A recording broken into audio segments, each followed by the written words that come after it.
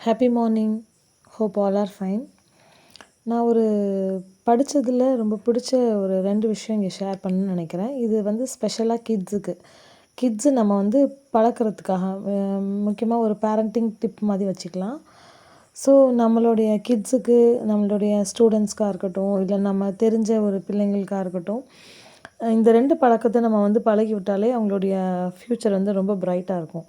So health wise பார்த்திங்கன்னா, physical ஹெல்த்துக்கு நான் ஃபஸ்ட்டு சொல்கிறேன். அவங்க ஃபிசிக்கலாக ஹெல்த்தியாக இருக்கிறதுக்கு அவங்களுடைய பாடி வந்து எப்போவுமே ஹைட்ரேஷனாக இருக்கணுன்றது விஷயத்த வந்து அவங்களுக்கு வந்து பழக்குங்க. ஸோ நல்லா தண்ணி குடிக்கிற பழக்கம், அதுக்கப்புறம் நல்லா ஃப்ரூட்ஸ் அண்ட் வெஜிடபிள்ஸோட இன்டேக்ஸ் வந்து ரொம்ப முக்கியம். அதுக்கப்புறம் மென்டல் ஹெல்த்துக்கு வந்து ஒரே ஒரு டிப் சொல்கிறேன். அது என்னென்னு கேட்டிங்கன்னா, புக்ஸ் ரீடிங். ஸோ இந்த புக்ஸ் ரீடிங் ஹேபிட்டை வந்து நம்ம சின்ன வயசுலேயே பழக்கி விட்டோம்னா அவங்க ரொம்ப அமேசிங்காக இருக்கும். ஸோ இந்த புக்ஸ் ரீட் பண்ணுறதுனால அவங்களுடைய மெமரி பவர், அவங்களுடைய இமேஜினேஷன், அவங்களுடைய க்ரியேட்டிவிட்டி எல்லாமே சூப்பராக இருக்கும்.